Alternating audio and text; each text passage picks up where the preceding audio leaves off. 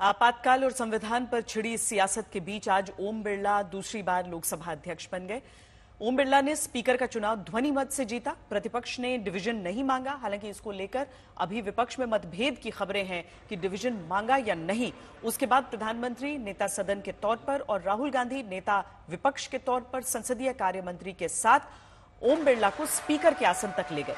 इस तस्वीर पर सबने कहा कि यही सच्चा लोकतंत्र है और फिर ओम बिरला की जमकर तारीफ भी हुई और 5 साल के पिछले कुछ वाक्यों के आधार पर विपक्ष ने संविधान भी याद कराया। 18वीं लोकसभा में स्पीकर का कार्यभार दूसरी बार संभालना ये अपने आप में एक नया रिकॉर्ड बनते हम देख रहे हैं। श्री बलराम जाखड़ जी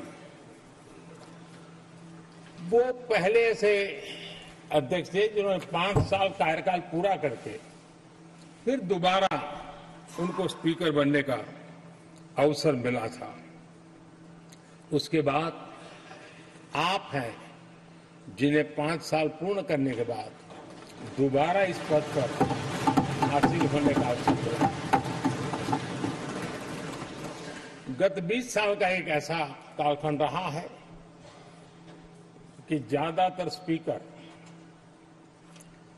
या तो उसके बाद चुनाव नहीं लड़े हैं या तो जीत करके नहीं आए हैं। आप समझ सकते हैं कि स्पीकर का काम कितना कठिन है कि उसके लिए दोबारा जीतना मुश्किल हो जाता है, लेकिन आप जीत करके आए हैं, इसके लिए एक नया इतिहास आपने गढ़ा। I'd like to congratulate you for your successful election. For the second time that you have been elected, I'd like to congratulate you on behalf of the entire opposition, on behalf of the India Alliance.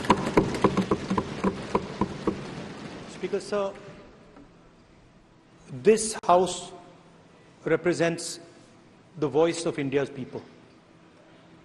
And you, Speaker Sir, are the final arbiter of that voice.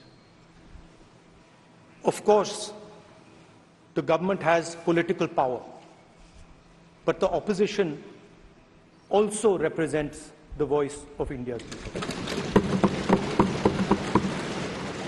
And this time, the opposition represents significantly more voice of the Indian people than it did last time. Speaker Sir, the opposition would like to assist you in doing your work. We would like the House to function often and well. निष्पक्षता इस महान पद की महान जिम्मेदारी है। आप लोकतांत्रिक न्याय के मुख्य न्यायाधीश की तरह बैठे हैं।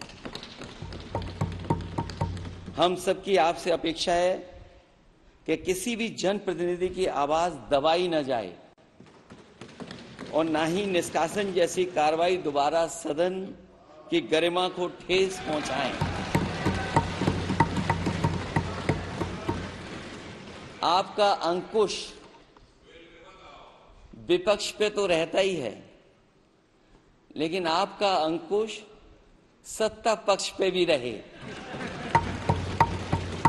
जो पहली बार संसद के सदस्य बने थे, उनको आपने अवसर दिया मध्यरात्रि तक भी सदन चला के आपने उनको अवसर दिया और उनमें कौशल विकसित किया ताकि वो संसद के कार्यवाही में एक कुशल सांसद के रूप में भाग ले सके। यह कीर्तिमान आपने स्थापित किया।